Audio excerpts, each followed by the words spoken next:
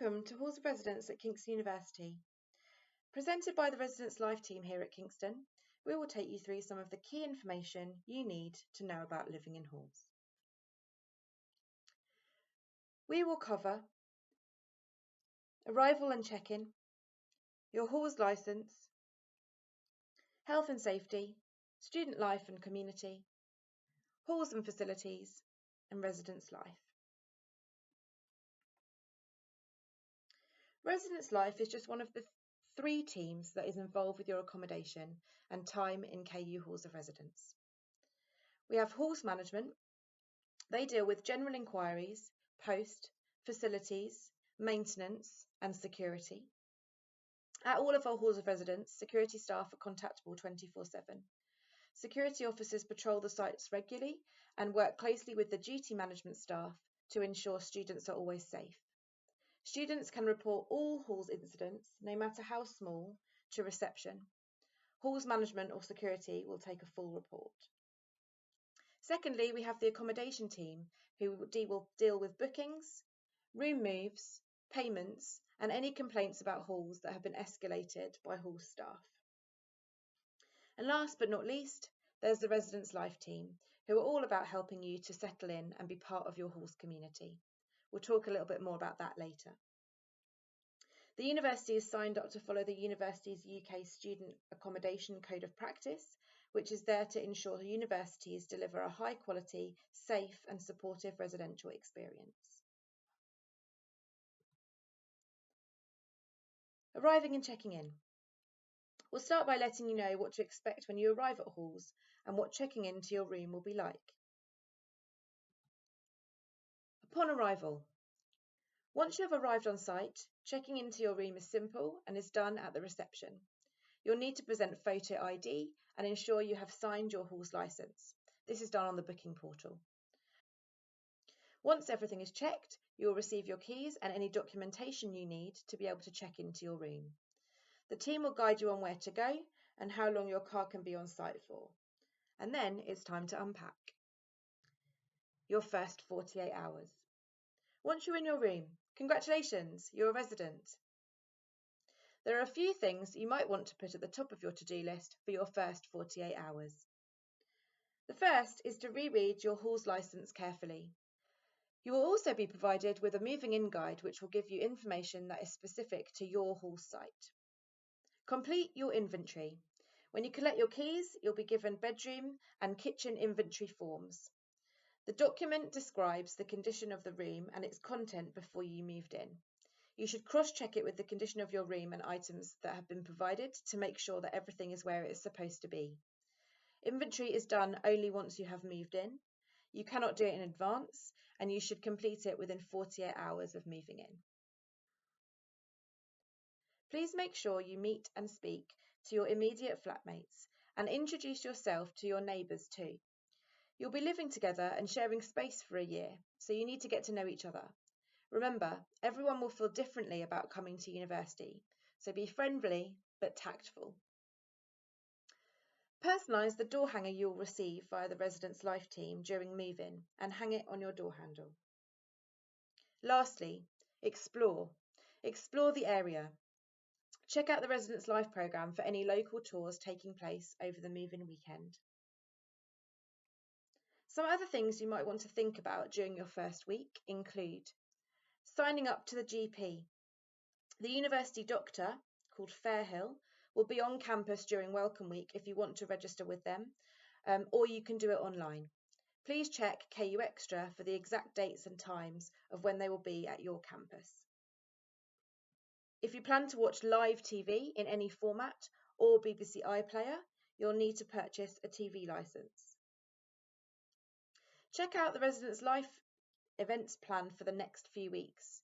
You can do this on our website, Instagram, or on the board outside of your reception. Your halls licence and student guide. The licence agreement covers you for the full period, including any university vacation periods. Please make sure to check when your licence date starts and ends in the accommodation portal. Once you move into your accommodation, your right to cancel your booking no longer applies, and you are responsible to pay the fees for the entire period of the licence agreement. If your circumstances change, please contact the accommodation team to discuss your options. Paying your accommodation fees. In order to pay the fees, you will be required to set up a payment plan for the 3 rental instalments in October, January and May. If you're struggling to make payments, then you are advised to notify the accounts payable team in finance immediately and seek advice from the student money advisors. The earlier you inform us of any financial struggles, the more help and guidance we may be able to offer you. So what's included in your fees? Payment of your halls fee means that you don't need to worry about paying any utility bills like gas, electricity or water. This is all included. Your wireless internet connection is also included. Health and safety. We'll now look at fire safety, banned items, cleanliness and tidiness. Fire safety. Your health and safety in halls is our main priority, and it is important that you follow protocol to make sure that everybody is kept safe. You must take responsibility for your own and others' safety, and you are expected to comply with any health and safety policies and fire regulations that are in place.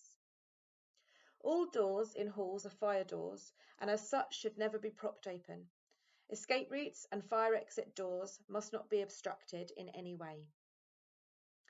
You should never leave the kitchen common room whilst you're cooking. You should only cook in the designated kitchen areas.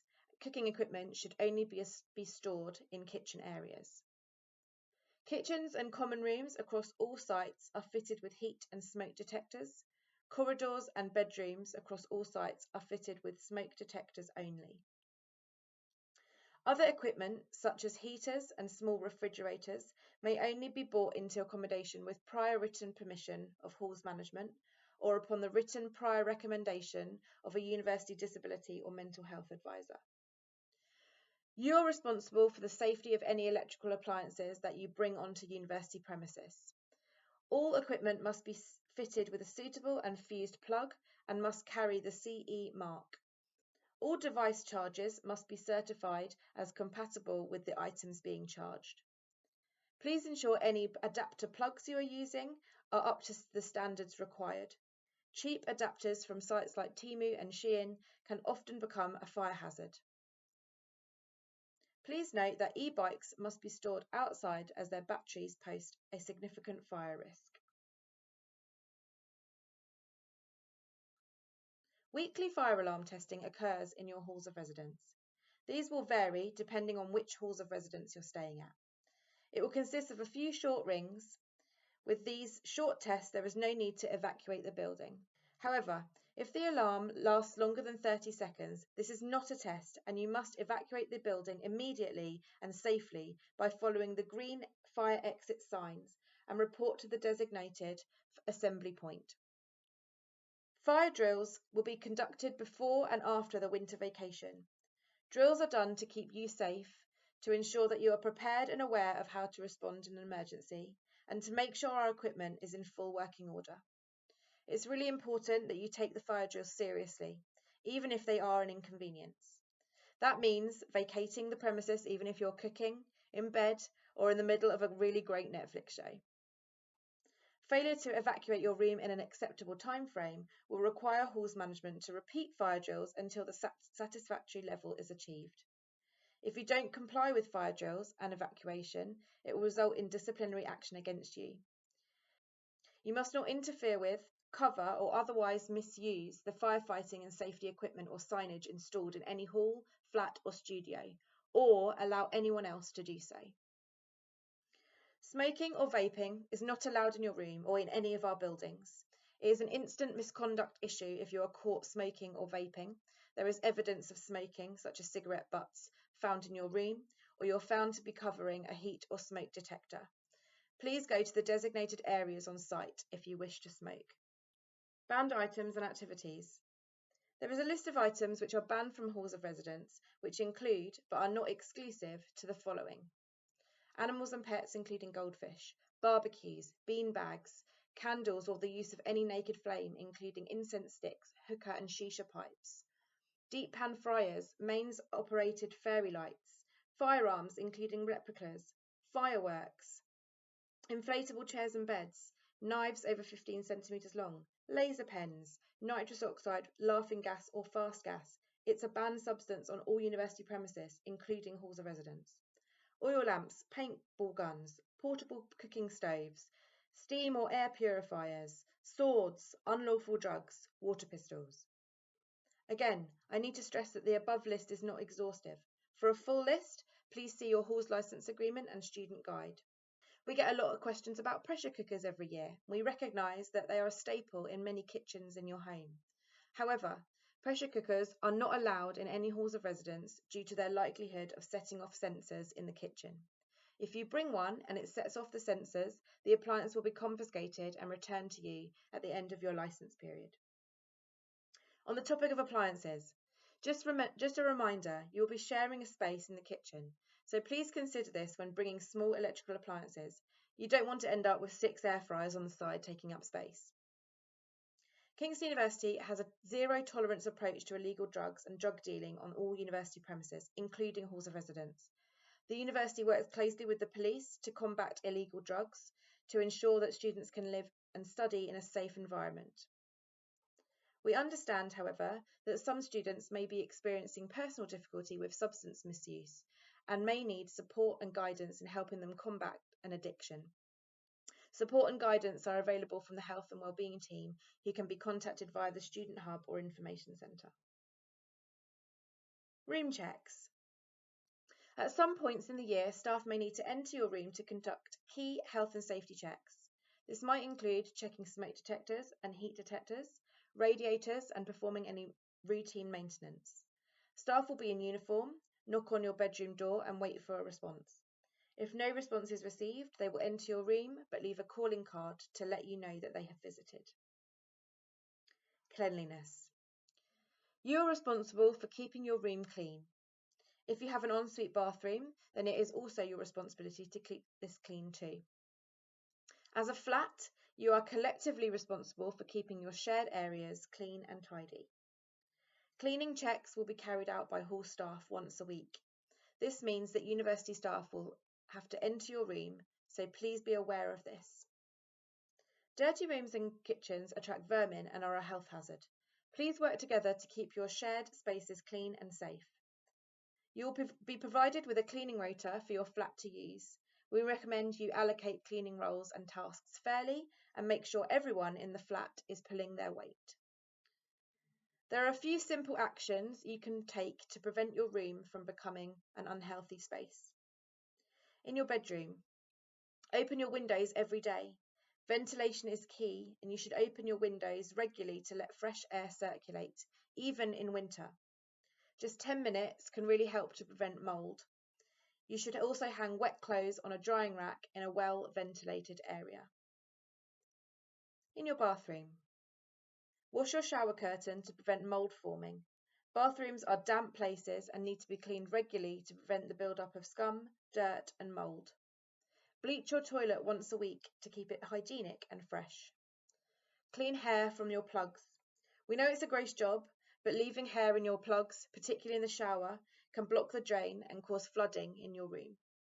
In the kitchen, spray and wipe the countertops and sink area every day to reduce dirt and bacteria buildup. This also means ensuring washing up is done daily. Remember to clear the sink plug hole too. Empty your bin regularly to prevent smell and maggots, particularly in the warmer months. Free bin bags are available to collect from reception. Vacuum or sweep your floors regularly to reduce attracting pests. The Residence Life team have provided each kitchen with a move-in pack, which includes some cleaning products to get you started. You'll need to purchase your own products once these run out, so make sure that restocking these items is something you agree and discuss with your flatmates. Insurance. Kingston University has arranged some contents insurance for you with the insurance provider Howden. This cover does not protect your personal items such as laptops and phones when they are outside of your room. It is important that you fully understand what exactly you are covered for, as you may find that the contents cover is not sufficient and you want to extend it to protect all of your possessions both inside and outside of your room. To activate the policy and check what it covers, scan the QR code or go to the accommodation pages on the university website. Student life and community. We'd now like to talk to you a little bit about student life and the community. Here we'll cover respect, setting ground rules, guests and parties, and what to do when things aren't going right. Communal living. We all come from different backgrounds and ways of living, and one of the joys of being a university student is meeting new people. However, living with new people can be challenging as we all have different expectations. You don't have to be best friends with the people you're living with, but you do have to find a way to live harmoniously and respect one another. Making living together work. We strongly recommend that as soon as everyone has moved in, you have a flat meeting to discuss and agree the following. How you'll communicate with each other. For many people, a WhatsApp group might work well. What is acceptable for your shared spaces? For example, how long after you've finished cooking or eating should the washing up be done? How the cupboards in your kitchen will be used. In most of the flats, it should be one cupboard per person, which is lockable. You may decide as a flat you want to share certain foods, such as condiments like salt, ketchup, and cooking oil, as this will prevent multiple copies of the same item. You'll need to decide how these items are shared, who's buying the replacements, how often. Disclose any allergies or eating requirements. For example, does anyone in the flat eat vegetarian or halal diet? Discuss a sensible way to manage this within your flat. Stick to a cleaning rota that works for everyone. We provided a template for you to use, or find a time when the whole flat can come together and clean. You should hold each other to account in a respectful way to avoid contention or any misunderstanding. Guests and parties. You are allowed to have guests to come and stay with you. However, there are some rules and exceptions. All guests must be over the age of 18, and if they're on site after 11 p.m. or staying overnight, they must sign in and out of the hall's reception. The maximum number of consecutive nights one guest can stay is 3, and you should have no more than 2 guests at one time. Please note, if you're in quiet flats or single-sex flats, there are different rules. Please ensure that you are familiar with these. Out of respect for the other occupants, all visitors should leave the hall site quietly. You should be with your guests at all times and are responsible for their behaviour. You must not give your room keys to guests or share them with anyone other than authorised staff. Any guests not staying overnight must leave the accommodation by 11 p.m. For more details on guests, please see the page of your hall's licence agreement. It is important that you read and understand this, as you may be acting in breach of your hall's licence agreement otherwise. And lastly, a reminder that halls of residence are private living and studying environments. They are not an appropriate location for parties. You must not host or advertise unauthorised events within halls or invite excessive numbers of guests into halls of residence. What to do when things don't go right. The university is there to keep you safe. They're not there to resolve minor issues within your flat, like arguments or fallouts. You are more than welcome to chat with the Residence Life team at any of their events or drop-ins to get advice on how to improve your relationships with your flatmates. They have all lived in halls at some point, so will more than likely understand what you're going through. Be assured that the university is committed to dealing with bullying and harassment. You should report any instances of this via our report and support tool, which can be anonymous. Conduct and behaviour. Kingston University students are expected to behave considerately at all times as members of both the university and the wider local community. This includes respecting the rights of fellow students, staff and members of the public, both on and off campus. Any breach of expectations, such as those relating to health and safety, cleanliness or unacceptable behaviour, including verbal or physical abuse, will be treated as misconduct. Depending on the seriousness of the alleged misconduct, incidents will be addressed under either the hall's conduct and behaviour procedure or the student conduct and behavioural procedure, both of which apply to all university students. If it is determined that you have breached the hall's licence agreement or the student code of conduct, this may result in the termination of your licence agreement and or raise the question about your continued registration as a student at the university. The Hall's conduct and behaviour procedure is a key part of the Hall's licence agreement and applies to all students living in university managed accommodation. By accepting your place in Halls, you agree to abide by this procedure. It is your responsibility to read and understand the terms of the Hall's licence agreement and the Student Code of Conduct before moving in.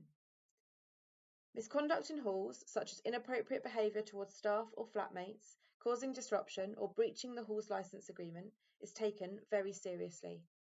Depending on the nature and severity of the alleged misconduct, you may receive an informal or formal warning, be required to attend an interview, be referred to academic registry for further investigation.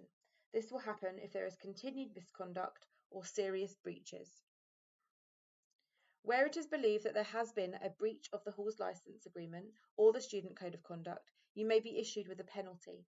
A range of penalties may be applied depending on the circumstance of each case.